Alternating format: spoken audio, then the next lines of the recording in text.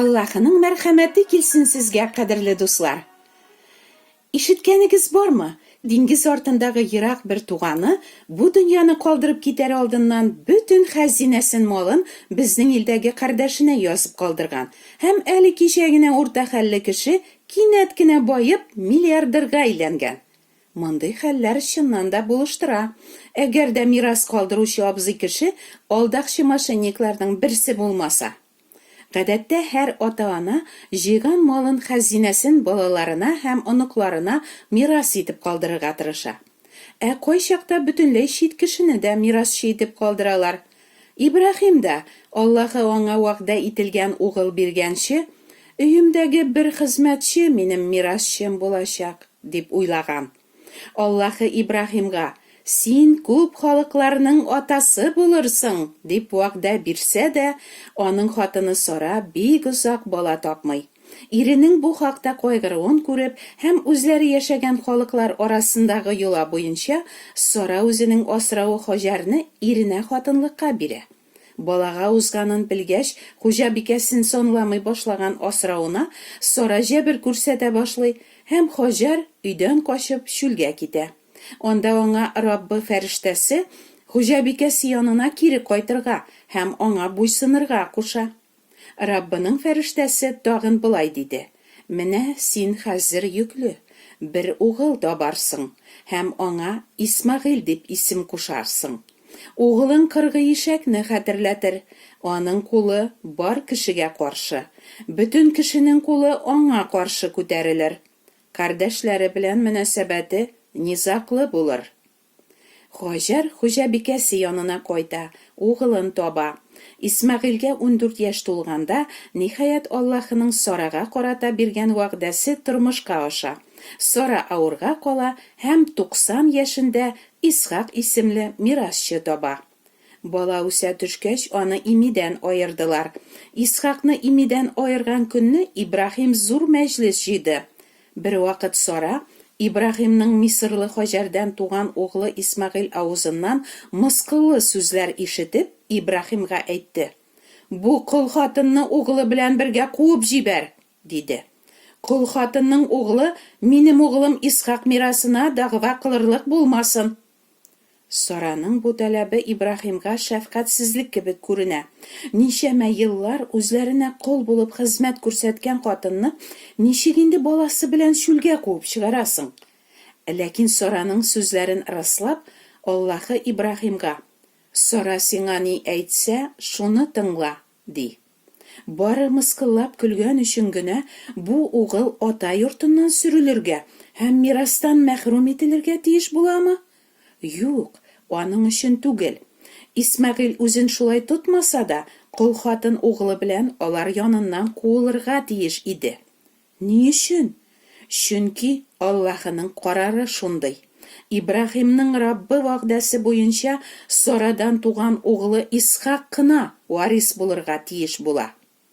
Чүлгә куылган Хаҗар белән аның углында Раббы ташламый. Углан Аллаһы мәрхәмәте белән буй җитеп чүлдә көн күрә башлады. Укчы мәргән булды. Ул Паран дигән чүлдә яшәде. Әнисе аңа хатынны Мисыр иленнән табып бирде, дип укыйбыз изге язмада. Исмагыйльнең 12 улы туа. Алар гарәп кабиләләренең 12 нәсел башы булалар. Раббы фәрештәсе Хаҗарга әйткәнчә, Исмагыйльнең угыллары Мисыр чиге якынында урнашып, кардәшләре белән низаклы мөнәсәбәттә булып тереклек иттеләр, диелгән. Бу конфликт хәзерге көндә дә дәвам итә. Исмагыйльнең нәсел токымыннан чыккан гарәпләр Исхак токымыннан килгән гыйбриләр белән һаман бәхәсләшеп, әледән-әле сугышып торалар. Ибраһимның угыллары икесе 2 дәрәҗәдә булалар. Исмагыйль бар кешеләр дөньяга табигый рәвештә ничек туса, шулай туа һәм кол хатыннан никахтан тыш туып, кол дәрәҗәсендә кала. Кол булу гына түгел, ул ата йортыннан куыла. Ә Аллаһының вәгъдәсе буенча туган Исхак Ибраһимның чын һәм ирекле угылы дәрәҗәсендә һәм аңа бар нәрсәнең хуҗасы булу билгеләнгән. Рәсүл Паул булай дип аңлата: «Мин моны күздә тотам. Варис әле бала вакытта ук һәр нәрсәнең иясе булса да, колдан бер нәрсә белән дә аерылмый. Атасы билгеләгән вакытка кадәр ул тәрбияләүчеләренә һәм йорт идарәчеләренә буйсына. Без дә бала вакытта бу дөнья белән идара итүче көчләр коллыгында идек. Билгеләнгән вакыт җиткәч исә, Аллаһы үз угылын монда җибәрде. Углы хатын-кыздан туды һәм яһүдиләр канунына буйсынды. Ул канун хакимлегендәгеләрне юлып алып, аларны Аллаһы балалары итү өчен килде. Ә сез аның балалары булганга, Аллаһы үз углының «Эй газиз отам» дип чакыручы рухын йөрәкләребезгә җибәрде.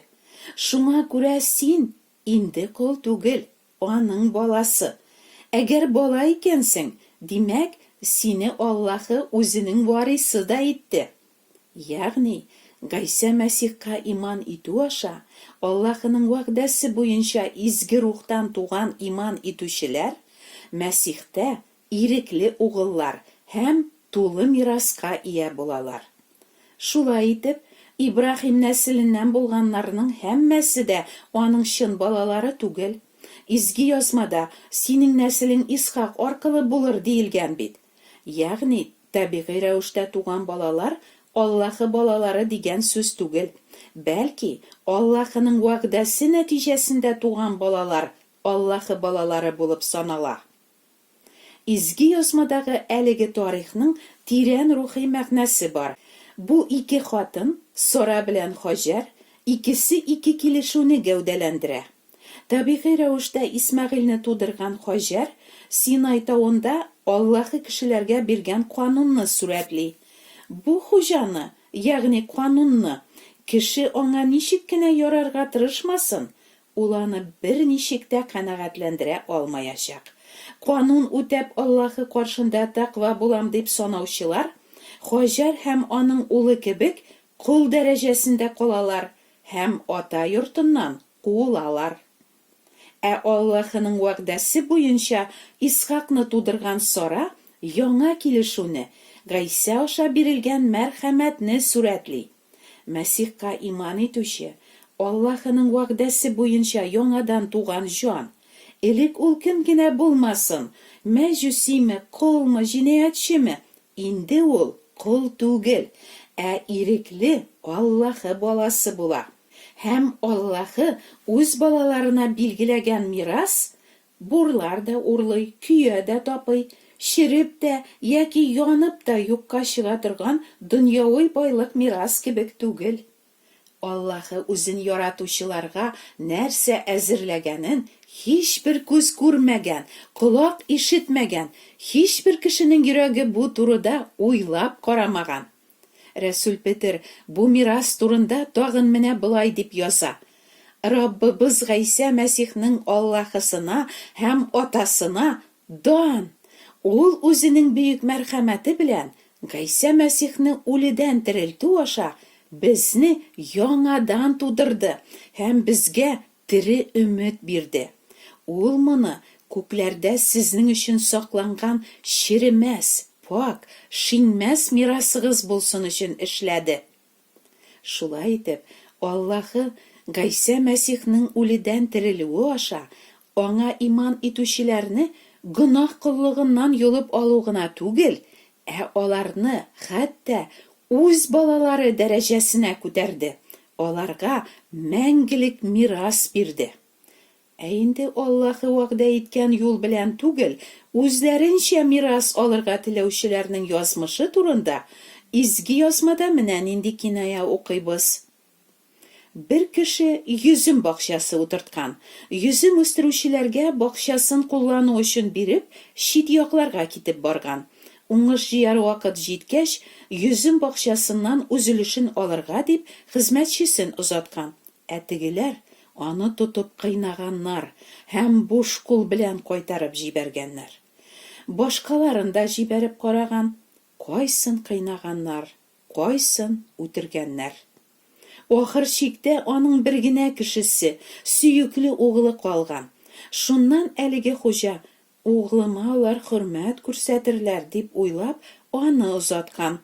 Әмма йөзем үстерүчеләр үзара: "Варис бит бу, әйдәгез үтерик аны, һәм аңа каласы мирас милке безнеке булыр", дип сөйләшкәннәр дә хуҗаның угылын тотып алып үтергәннәр. Инде йөзем бакчасының хуҗасы нәрсә эшләр? Ул, әйләнеп кайтып, йөзем үстерүчеләрне үтерер һәм йөзем бакчасын башкаларга бирер. Әлеге кинаядәгечә, хуҗа Раббы халыкка Аллаһы канунын өйрәтүчеләрдән чын тәүбә җимешләре көтеп, алар янына бер-бер артлы үзенең пәйгамбәрләрен җибәрә. Ләкин табигый рәвештә туган кешеләр һәрвакыт рухтан туганнарны эзәрлекләгән кебек, Раббы пәйгамбәрләренең дә кайсын кыйныйлар, кайсын мыскыл итәләр, кайсын үтерәләр. Ә инде Аллаһы үзенең сөекле угылы Гыйса Мәсихне җибәргәч, хәтта аны да мәсхәрә итеп, газаплап үтерәләр. Кеше үтерүче Кабил юлыннан баручы бу явызлар хуҗаның угылына тиеш мирас милкенә ия булмау гына түгел, ә коточкыч язмышка дучар булалар. Аллаһының андыйларга булачак хөкеме турында Дауд пәйгамбәр былай дип яза: "Яман бәндәләр өстенә ул утлы күмер, күкерт яңгыры коячак, көйдергеч сәмум җиле, шул булыр аларга язмыш кәсәсеннән тигән өлеш". Шулай итеп, күкләр патшалыгындагы Аллаһы мирасына канун үтәү юлы белән дә, дин өйрәтүчеләр аңлаткан юл белән дә, үзең дөрес дип исәпләгән юл белән дә түгел, ә Аллаһы үзе вәгъдә иткән Гыйса Мәсихка иман итү аша Аллаһы баласы булу юлы белән генә ирешеп була.